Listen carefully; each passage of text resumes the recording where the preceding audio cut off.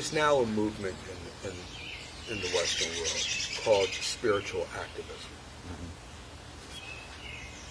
It is where people of different spiritual persuasions feel that just simply meditating, contemplating on the divine, going into retreats, being passive to the world, retreating from the world is insufficient, okay, for really living by the values that we are commanded to live by and living a spiritual life. Another way of calling spiritual activism would be socially responsible spirituality, being socially responsible to the ills of society and of the world. So what would a socially responsible Sufism be? So, this question of being socially responsible Sufism,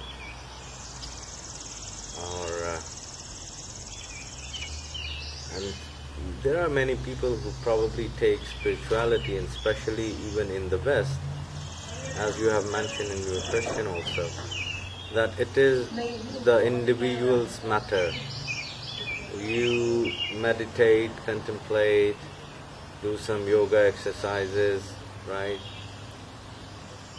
Go in fasting, right? Go into the retreats, and then you are a spiritual person. I do not know what sort of spirituality that is.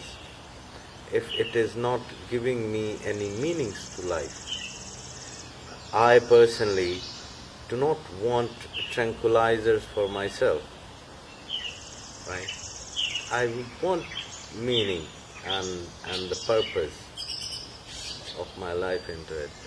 I am the follower of Chishti order, and for me, the manifesto of the Chishtis is derived from the last sermon of the patron saint Hazrat Khwaja Muinuddin Chishti at Mary, and it starts with love all and malice none, and it says, further it goes, that mere talk of God and religion, mere talk of God and religion will not take you far. Mere talk of peace will avail you not. Do not go into the courts of the kings, and do not stop your feet from going to the doors of the widow and the needy. And the last line says, serve the humanity. This is your mission. So do it dutifully and courageously, so that I, as your Pir o Murshid, on the day of judgment, should not be ashamed of you. This is the manifesto of the Chishtis. And what does it reflect? Is a social movement, helping the poor and the needy, living in the society. And when it says, do not go into the courts of the kings, right, it is saying, do not go into the pursuit of getting power, right, or pleasing the power.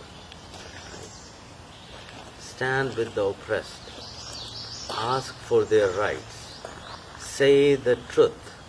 Do not please the powerful, because he is the powerful. To hold my life and my death, he is supreme. Right?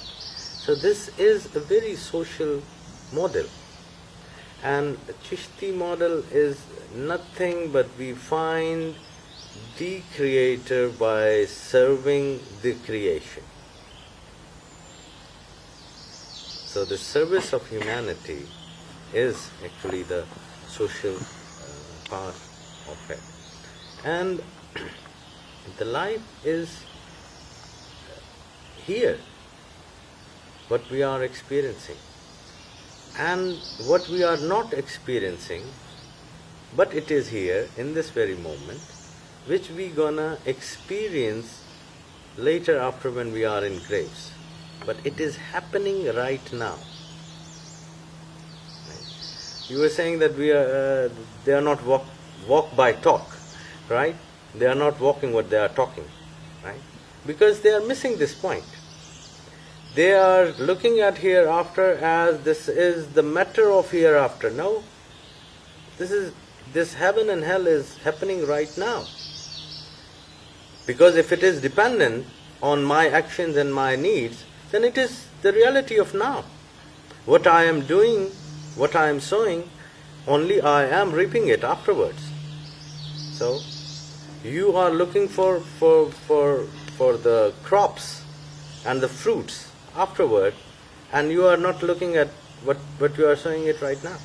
It is only, my dear, that we are not experiencing it right away. Yeah? Because that is a very subtle experience. It cannot be experienced while I am in this body. When I leave this body, I am not experiencing anything else but what I have done. What was that real thing? This appeared to me as a cup before my eyes and a coffee within it, right? But this is my understanding of it, right? I tasted it, it gave me some energy, gave me some boost, and I am talking to you, right? Then I missed how this coffee was brought here. Did I use the right means? That story, which was subtle, I forgot. Right? That part, it is on table, I am experiencing it, but there is a whole story, whole chain of actions through which this cup came to my table. I missed that story. That I will experience after my death.